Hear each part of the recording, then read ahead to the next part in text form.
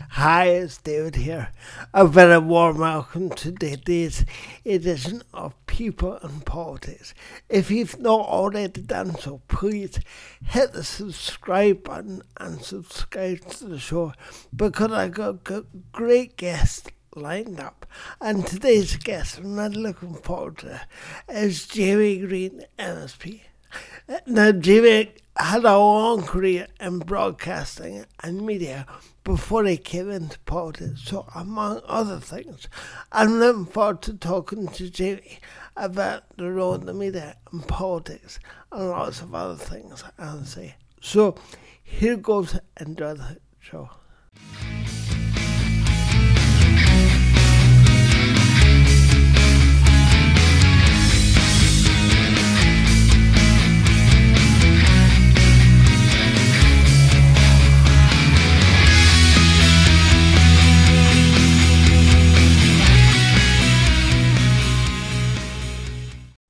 Hi, Jamie. Thank you very much for coming on the show. Good afternoon. It's a great pleasure. Hi, I'm really grateful, because my show is in its infancy and I don't have a big following or I don't have big anything like that. I'm just doing it because I want to talk about politics. I'm really grateful for all my guests for particularly coming on the show right now because I have no track record. No, don't be silly. It won't be long before you'll be interviewing people on Newsnight. So, Well, that'd be very nice. I think it could be a while before that happens, but you know what they say, from acorns and all that. So you never know. So today I thought we would talk about the media because I'm sure I read that before you came into politics, you worked in the media.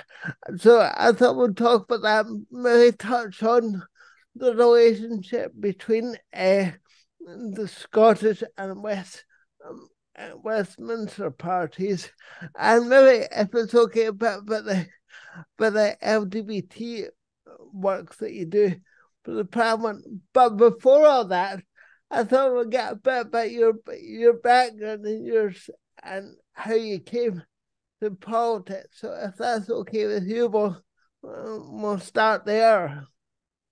yeah, not a problem. Yeah, I mean, I think like most people, they had a life before politics. Although it's quite easy to forget what that life was like. Um, People just think politicians are politicians. They sometimes forget that they had a job or a career before politics, before they were in the media, before they were in public office. And we all come from very different backgrounds.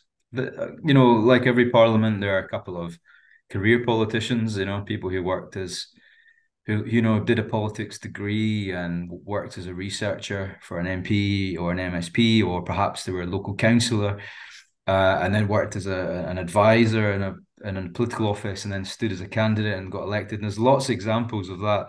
I came into politics probably a bit later, in my mid 30s, having worked, as you said, in the media landscape for quite a long time. Actually, probably the best part of my whole career. I Mm. thought that goes right back to the very early days. If you remember, before podcasts, people used to listen to the radio. Yeah, in the And old days. so I started off my interest in media when I was a teenager, and I was a presenter on hospital radio in the local area that I grew up in Inverclyde. So anyone that knows the west coast of Scotland will know Inverclyde Royal Hospital, which hasn't changed much in the last 30 years. So, going back to my early teens, I used to sit in the studio there, a bit just like yourself there, with a microphone in front of me and a bunch of CDs and records, and just make it up as I went, which I'm sure you know all about. So That sounds exactly that sounds exactly where I'm at right now. But Like, nothing's changed. yeah, The technology's changed. Obviously, now we're broadcasting on apps. We're broadcasting on the internet. We're putting videos on YouTube and Instagram and Reels. But the concept hasn't changed. It's just the technology's changed. And really, what I enjoyed about sitting, but as you are behind the microphone, is that ability to just say whatever comes out of your mouth, and for people to interact with you. I guess it was, more entertainment, the ability that people are sitting there or lying there in their hospital bed, and of course they can listen to the proper broadcasters, but also it's good to get a different perspective on the world, and particularly a local perspective. And one thing we never really had in Greenock, where I grew up, is local radio, which a lot of areas did.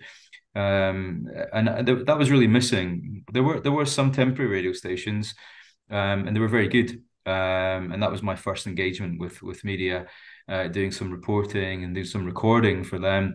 So when I moved to London in my early 20s, I got involved in radio, and eventually wiggled my way into television, which was always my ambition, to work in TV. I spent quite a long time working in the broadcast arena, making programs very much behind the scenes.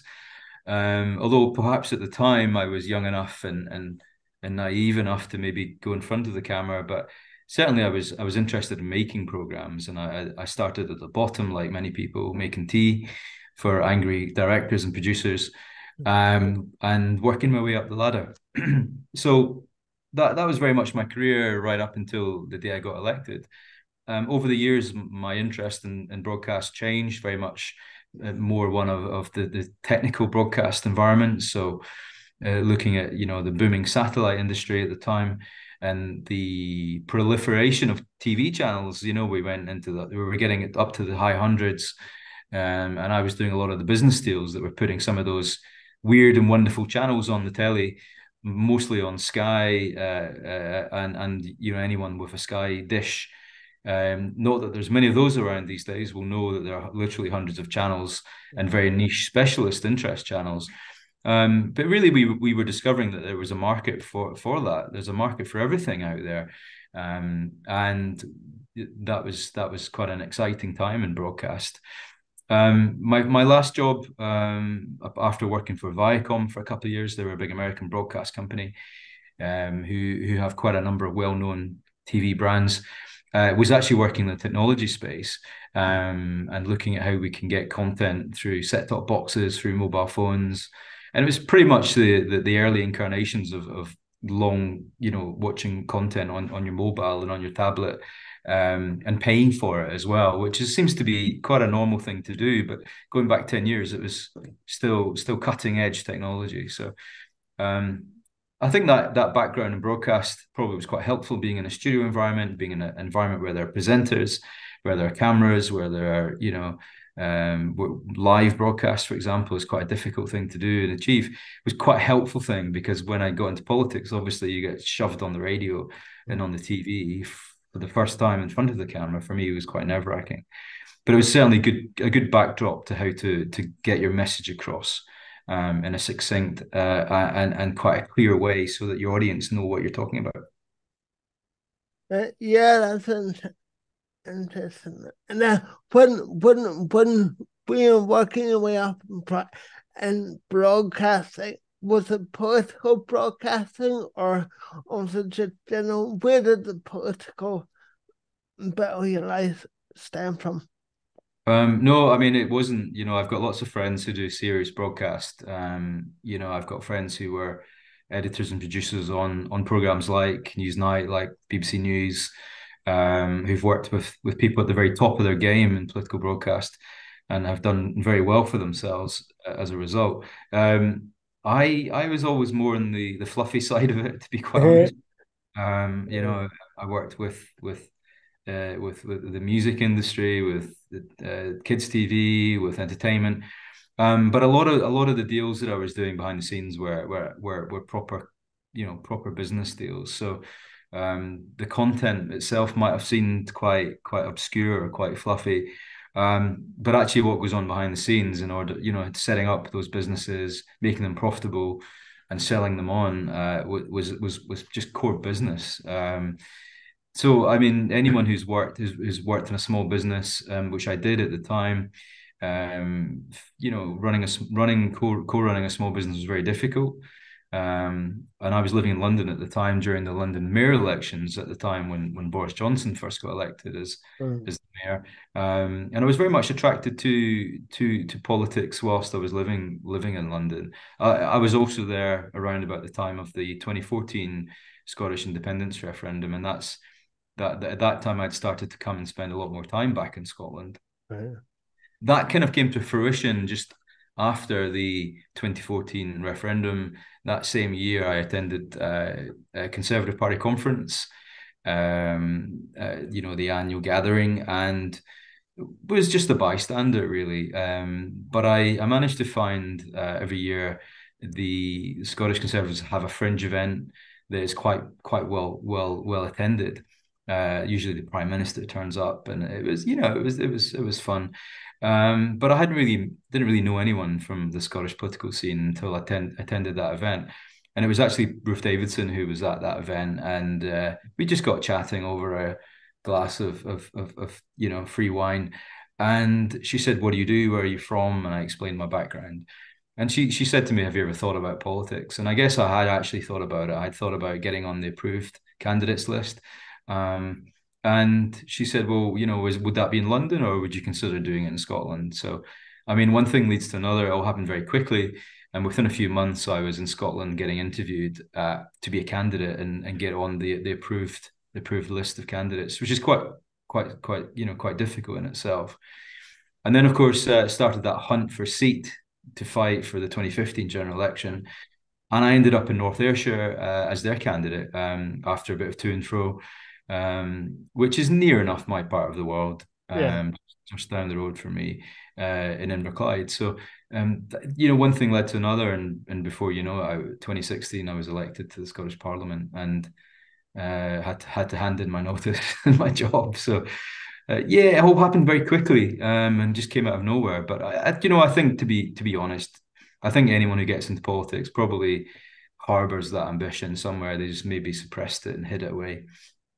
Yeah, I think it's good that you touched on earlier that some politicians see it as a career and you get great politicians, but there's some people, and I guess I think politicians should have jobs and real life experience before they go into politics. What you're saying, it's a great thing that you did that, and it's a great story of how you came into politics, and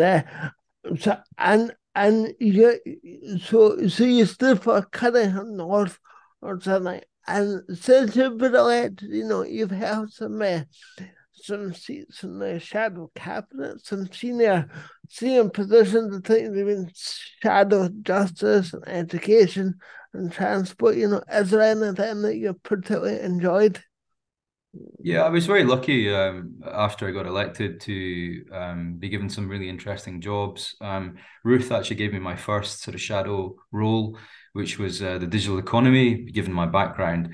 And I think at the time we were really focusing on that as a growth area for the country.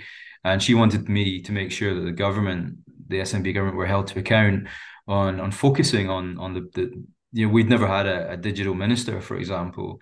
And I actually remember writing a paper. One of my first jobs when I got elected in 2016 was coming up with a plan and a pitch to the Scottish government as to why they should have a dedicated minister for the digital economy. And we created a role as a shadow digital minister in the hope that that would put some pressure on them. I think over time that happened in it anyway. Various ministers in the government took on that job by default. But I really felt strongly that it should be a standalone government job because there's so much, in my view, there was a lot of growth potential for our economy. And that was way before everything that's happened over the last couple of years. So that then led to, one thing leads to another. And I got put on various committees. I've been on lots of parliamentary committees over the years. Those first 5 years, I sat in the Rural Economy and Connectivity Committee, which covered transport and connectivity, and also covered our island communities as well. And of course, they've been the focus of a lot of politics over the last few years. I got a real interest in transport. I'm a bit of a geek when it comes to transport, cars, ferries, planes, trains. So I took a real interest in that, and I took over as the shadow transport minister, and then developed that role to include infrastructure and connectivity as well. So I then got it was actually Jackson Carlaw when he was leader of the party when he took Yeah. over after Ruth stood down, and he put me in the shadow cabinet, and I stayed there until quite recently. So yeah, I've had a number of interesting roles, perhaps at a very interesting time. So the transport job was around the time of the whole ferry crisis, and you know, the new Calmac ferries that they're building in Inverclyde to service the West Coast. So that was the real topic of the day, and I Yeah. made as much out of that as I could. I then took over the education portfolio a month before the COVID pandemic, and of course, education was a real focus during the COVID pandemic and everything that happened in response to the pandemic in the education sector. And that was quite a prominent role because it gave me an opportunity to then grill the ministers on what they were doing, and then the reshuffle, as they often are, was moved into the justice role at a time when the Scottish government were, well, there was a lot going on in the justice sector, including some quite major legislation that they were introducing, some of it quite controversial. And of course, the justice brief became quite a big one for 2 years. And I was very much at the heart of that. So I think, I was in the right time at the right place with a lot of these jobs. But as always with politics, you do one thing, then you do another, and you just have to take it in your stride there, and do what you can. Yeah, that's interesting. How do you think the role of the media has changed in in Scotland recently? Because I think the media has changed enormously in the last couple of years, and SNP, they seem to be hell bent on spending millions to create a Scottish version of what we already have in the BBC. And I wonder what you thought the media in Scotland was the future of that and how it had changed. Yeah, you're right. I mean, media, it's interesting. I mean, I actually, when I was on the culture committee, we did quite a lot of work with the major free-to-air broadcasters. And at the time, there was very much a focus on impartiality off the back of the independence referendum and how politics was portrayed and reported. I harked back it wasn't long ago when it felt like a time when the Scottish government and the SNP could do no wrong. And that, from an opposition party point of view, that always felt quite frustrating. No matter what the story, no matter what had gone wrong, it was often quite hard to land a hit, in the media. It was quite hard to get the headline in the 6 o'clock news. And I have to say, if you got the front page story in the newspaper, or if you uncovered a story that, through an FOI or something, and you got a front page hit on it, or you got the 6 o'clock news on STV or the BBC, you knew you'd had a good day at work. And that's the same is true of any opposition party, but it really felt like, we talked about the sort of Teflon coating that the Scottish government had. Yeah, And for me, over a number of years, it was very, very frustrating because it really felt like no matter how bad things were, no matter what the story was, you could never really penetrate that Teflon coating. I think over the last couple of years, things have changed a lot, and have changed very quickly, possibly to the surprise of us in the parliament, but also probably to the surprise of the government itself and some of the leading protagonists in the Scottish government. I think things have changed much more quickly than we expected, which is good in a way. It's made politics a little bit more interesting and exciting. It's made life a little bit more difficult for the government. I understand that. But that's the nature of the game. But now I feel like finally we're starting to land some of that exposure with some of those hits, some of those stories, some of that background work that we do day in, day out to hold the government to account. I really feel like now the media is responding to some of it. And of course, don't forget that the way that people buy their media is different. And I don't just mean, reading things online or taking your stories from Facebook. I mean, we now have far more news channels, yeah, have different points of view, whatever you think of them. There was no such thing as Talk TV or GB News when I started in politics, and there definitely is a real feeling that not everyone wants to sit and watch BBC Scotland or STV News. People do want to consume news from different news sources Yeah. and hear a different political point of view. Whether you agree with it or not is one thing. I don't agree with things that are written in the National, but I will often, see my name pop up in an article there, and I'll be interested in that. I think it's really important though that you don't just consume your news from one source. And I think the events of the last couple of months, especially the last couple of weeks, with the Of situation in course. the Middle East, I think that reminds people that, you never take anything at face value, and certainly don't believe everything you read on Twitter. No, no, no. I think it's better. I think it could be even better advice not to go on Twitter in the first place.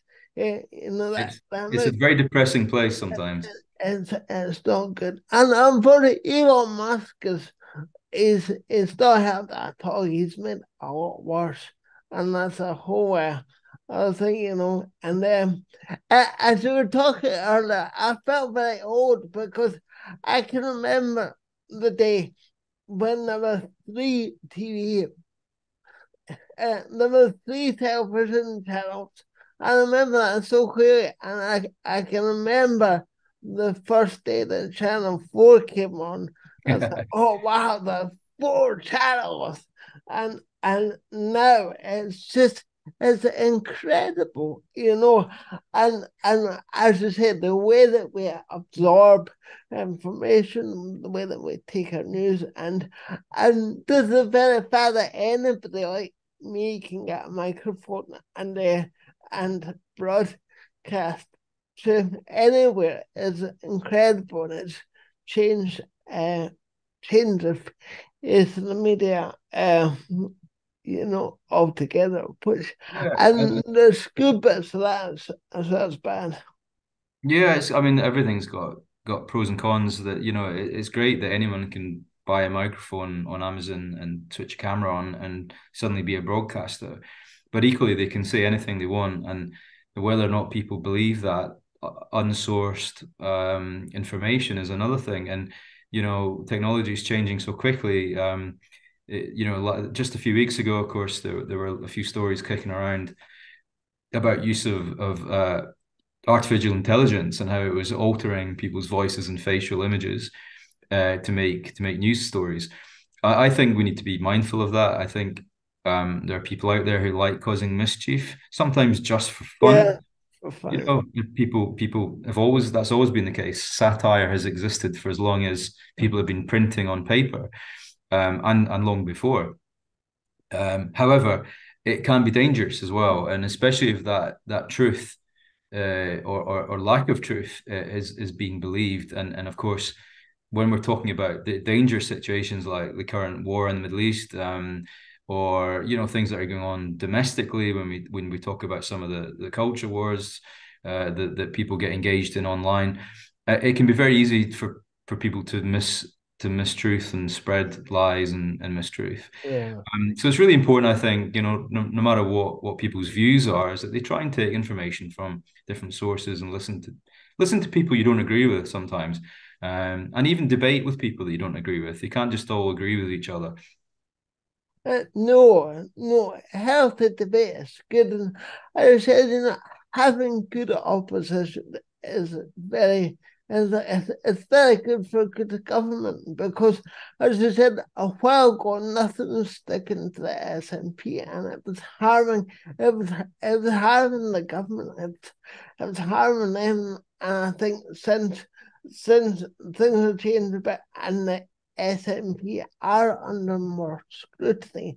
I think that's good for them as well as everybody else. And I was as you were talking there, I was wondering, how do you think the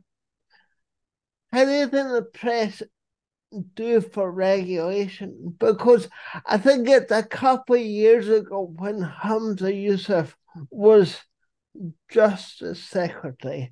I'm sure he tried to bring in a bill which really somehow could really try to curb freedom of speech. And of course, freedom of speech is, is something we have in this country, and it's a pretty precious thing. And how do we protect that as well as regulate It's a what the press has said.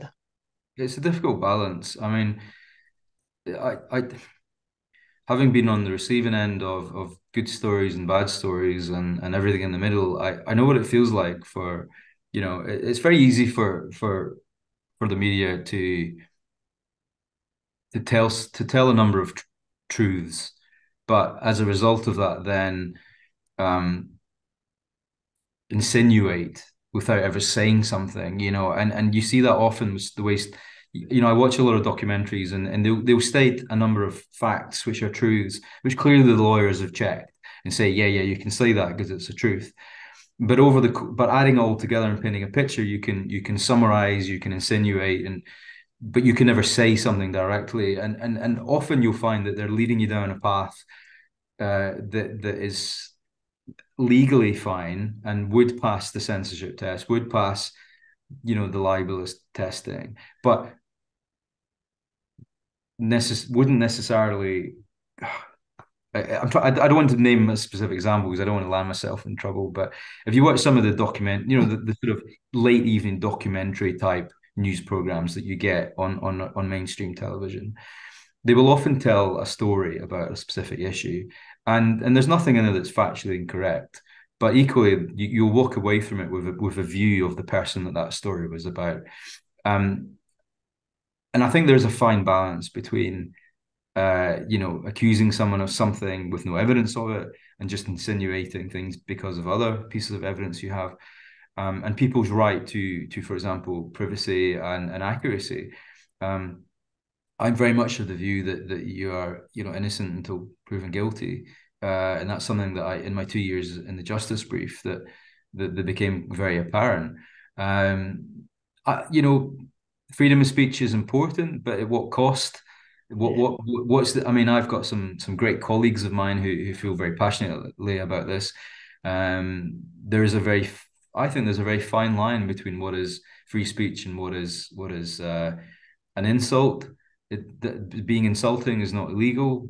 At what point does being insulting become offensive? At what point does offensive become aggressive? At what point does aggressive become a violation of someone's human rights? So it's not really as black and white as it seems. And I think one of the things that the Scottish government found when they tried to introduce hate crime legislation was that it is so difficult to yeah, quantify and qualify those parameters, almost to the point of being impossible. yeah. How do you regulate thought? How do you regulate private conversations? How do you regulate what people think and maybe what they say to their partner or their children or someone in a private environment? How does that become hateful or offensive as opposed to saying it on a broadcast like we're doing? And I could say something here now that people watching it may take offense to, but at what point would that become illegal or prosecuted? Yeah, I And I suppose think as verifying margins, very gray areas. and not just that, but what is acceptable changes. I mean, we look back in time, and you don't need to go very far back in history to see that certain comments or views were punishable by death in this country. We no longer do that. We allow people to diverge from, to say things about the monarchy, to say things about the government, say things about the church, things that you could never have done a couple of hundred years ago. You'd have been burned at the stake for doing that sort of thing. So we are changing, and we're changing quickly. And technology is enabling that for the good and the bad. I'm very much of the view, and because of some of my own political views, I've very much come across this over the years, that I always defend people's right to disagree with me. I always defend people's right to hold a view which I find, you know, awful, or immoral or disgusting, but that is their prerogative. As long as they're not, making, violating my right to existence, then I don't have a problem with disagreeing with people. And I actually, respect the fact that people do disagree and should disagree. But often I sometimes think, well, you're entitled to your views, but you should keep them to yourself. It's of no consequence to me that you feel a certain way. It can be difficult. I mean, what we are often lacking And I think some of some of the very public culture wars that we have these days on social media, I think give credence to the fact that we have perhaps lost the ability to have to have academic debate with people, and equally to have it respectfully, forcibly, and often vociferously, but respectfully. And it's really important that you respect that other people may share a different view to you, and it's okay to challenge their views, but that also involves listening to what they have to say and countering it. I really don't believe in the "I'm right, you're wrong" approach that a lot of people have in politics and in the media. Yeah, I totally agree. But sadly, I think some people hold these views, particularly, I think there's elements of the nationalist camp that if you don't agree with them, or if you don't agree with the national agenda, in some ways you're a traitor, you're a this. And I think that's most unfortunate because, everybody's entitled to their own opinion. And so I think that's one of the places it's been quite harmful. Then another place where I want to ask you that, where I was wondering if the role of the media had a real detrimental effect on the Gender Reform Act, because when they were voting that bill through the Scottish Parliament, I felt like the press really whipped up a frenzy and was quite unnecessary. I wondered if you felt the same way. I think some of it was unnecessary. I think some of it was genuine, replicating wider views of the public. I don't really have a problem with that. I understand that there are large chunks of society who feel a certain way about that issue, and the press simply reflected what society were saying on both camps. But equally, stories don't appear out of nowhere. And yeah, I mean, it is also true that people with different views of that particular issue, we're trying to get their narrative into the media. But the same was true of both sides of the argument. I mean, there were articles in the broadsheets, from leading proponents of the legislation, from people from various equality organisations who believed in the legislation, and they managed to get their voice into black and white in the newspapers. There are equally people on the opposite side of the argument that achieved the same. What I found disappointing is that we weren't able to have many rational debates No. about some of the issues. Although I have to say, when the issues did come to Parliament, when they did come to the chamber, both in the committee and in the chamber itself, it did give everyone the opportunity to stand up and say what they thought, and put forward amendments, and argue for or against those amendments. And I think we did that to the best of our ability. It wasn't always a pleasant argument, but certainly I never felt really that I was shut down in my abilities to stand up in the chamber and speak. And I spent many hours in the chamber trying to move and propose amendments of different things. And I never really felt shut off. I was given ample opportunity to do that. Oh, And I think, to be fair, most people, even colleagues of mine who disagree with me on the legislation, gave me a respectful place to do that, and I listened to what they had to say in response, and we agreed to disagree. That was quite nice, actually. It doesn't happen very often, but yeah. it wasn't a party political thing. It was very much an issue specific, Yeah. which is part of the reason we had a free vote on the matter. Because it felt more like a moral discussion and debate rather than a party political one. I think I'm right in saying that you're pro the gender reform bill, and before that you were on the shadow cabinet. And I wonder if you thought that had led to your departure from the shadow cabinet, or Yeah, it's probably better I don't. I say less is more on that issue because every time I seem to speak about it, I get myself into more bother. No, look, I mean, people get shuffled around all the time. For me, it certainly didn't feel like an issue. I in the days after the reshuffle, I was asked questions by the BBC about that, and I simply responded with what I knew to be true, and that was that members of quite prominent members of the press had showed me some messages that had come from from my own party that seemed to imply that that was the reason that they wanted to maybe get me out of the limelight for a while. Um, if that's true, that's disappointing. If it's not true, then I accept that. I don't know. We'll never know. And and I guess if it's true or not, there's loads of time that, coming on that selection, you'll get, someone that's talented, you'll get back into it, things blow over in the wind and I think hope today's news is tomorrow's chip wrappings, that's and right.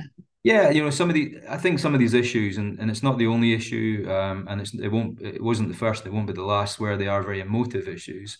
I certainly I understand there are people out there, and particularly a lot of conservatives who really disagreed with my position, and some of my colleagues as well, including our shadow health secretary and our former leader of the party, who agreed with me on the issue. Um, but it's not the only thing that we do here. I've been involved in a number of portfolios. I've spent every waking moment of my political life trying to hold the government to account, and continue to do so. And actually, from the backbenches, you can do a lot more in that Yeah, respect. I can lend my hand to a lot of issues that are topical and of interest. And today I'm speaking, in a debate about the fire service. On Thursday, I'm speaking in a debate about childcare. Next week, I'm speaking about ferries. I've never really, there's no shortage of opportunities to hold the government to account, without the sort of the confines of having to make collective responsible decisions, which shadow cabinet does. So there is an element of freedom from removing those shackles, I yeah, think, which you have to use to your advantage. I've never really, I haven't been on the back benches for a number of years, so it's been a bit of an adjustment to me and my team. But I've got a job to do, and that's represent my constituents, and that's what I get on with. great. And what do you think about the relationship between the Scottish Conservatives and the Westminster Party? Do you think there's a gulf opening up there, or because they seem to stand in different places on a few different issues? I think divergence is fine. I don't have a problem with it. I think it's because of the nature of devolution and the dynamics of us being in opposition in Scotland, but being in government in Westminster has been difficult. Have I always agreed with everything that the Westminster government has done? No. Do SNP MPs always agree with everything that the Scottish government has done? Probably not. So it goes both ways. It's difficult if you're in a political organisation which has your feet in different parliaments. It doesn't actually happen that often. I mean, I think any country who has a system of devolution, whether it's federalism, whether it's provincial governments, administrations, devolved assemblies, devolved parliaments, will understand that those political movements who have different camps and different parliaments have to work in a way that meets the needs of that parliament and the people that they represent. So I think there has been sometimes a conflict of interest there. Have UK government decisions been made that I don't agree with? And should we do something different up here? Yes, but that's why we have separate manifestos. Yeah, And our manifestos are not copy pastes of the UK manifestos. Certainly, being of the same political, mind, the policies will be similar, but not always the same. Um, and I think because we are here in a Scottish Parliament that is responsible for so much of everyday Scottish life, I think it's important that all political parties here are able to do their own thing, to come up with their own agenda and their own ideas. And I have to say, when I did sit in shadow cabinet, my colleagues across every portfolio, whether it was health, transport, education, and net zero infrastructure, all had good ideas, and we weren't really focusing on what the UK party were doing. We just got on with the job, and I think that's what they still do. So, you're in opposition. It's frustrating. You can't always deliver your policies, But I think being an effective opposition is important, but also being a constructive one is important too. And I've been able to certainly work with government ministers to get my ideas across and to actually get some of my ideas into law over the years by approaching the government and saying, look, we don't need to take these on board, but it'd be good if you did. And here's the reasons why. So I think, constructive politics is often missing and lacking. I think there could be more of it. I'm not saying we all need to be friends and agree with each other, um, but there's no monopoly on good ideas in politics. No. Uh, and I was thinking about the whole two-party thing the other day, and I was remembering in 2019 and where the big so-called red wall in the north of England was penetrated by the Tories and turned blue, and and and how that's not happened in Scotland so far because the north of England there is traditionally a very working class, very sort of Labour heartland, as is Scotland.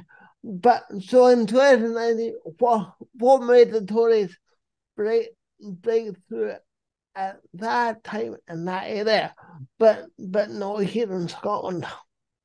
Yeah, I mean, Scottish politics has always had that extra dimension. I never really understood when I was living in England.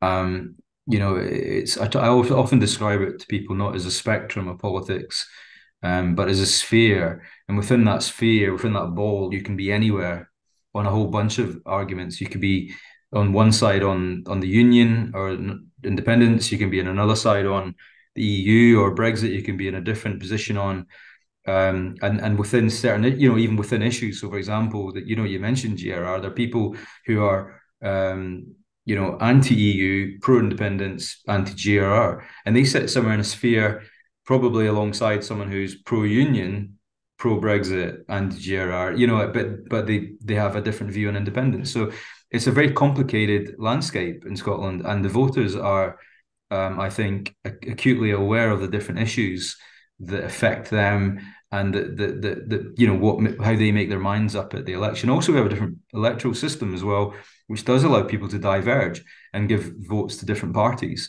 And you saw that with the SNP and the Greens. You see that with Labour and the Conservatives. In some areas, you see it with even the SNP and Conservatives in some areas where people will vote for an SNP constituency member, but they might vote Conservative on the regional list. Now, most people wouldn't, you think that is unfathomable. How does that work? But I think voters are articulate their views quite well, and they're clever. They know exactly what they're doing with their votes, and the system that we have here allows them to do that. We politics in Scotland has always been a bit odd in that sense, because people sit within that sphere and also move around it as well. And it's how you keep track of those people and how you appeal to those people. That's been my focus over the last couple of years: is how do you appeal to as wide a possible voter base as you can? Because ultimately, that's what gets you into power. But yeah, I guess so there's so many different issues, going around, and people. I think the system we have in Scotland allows us to vote tactically more easily than they can do certain citizens. So I think that's to our benefit entirely. But I'm just aware of the time, Jamie, and I just want to say, I've thoroughly enjoyed talking to you this afternoon. It's been great. It's been a real pleasure, and hopefully we'll get you on the radio or the telly soon. Well, one day, I just, I was spending a lot of my day listening to podcasts and political stuff, and I thought, I want a bit of that in my life. I, I thought the only way I'm gonna get it is to create it for myself. Absolutely. So here I am because I wondered the technology, as I said earlier, anybody can do this buy a microphone and you're up and running. And I don't like to use the word that I'm just about to use, but it's actually quite important. And when we talk about diversity in the media, it's become just a bit of a tick box buzzword exercise. What does diversity actually mean? Well, diversity means that people you see on the telly, voices that you hear on the radio, people that you see online are representative of the community that you live in and you work in, which is diverse. And diversity by its very nature means a bit of everything. Um, and I don't think we see enough of it. And I think what we do see is done for the wrong reasons. So I think it's really important that that are passionate about sharing their views, about grilling people and questioning people, and creating that pluralistic media environment that we all need and want.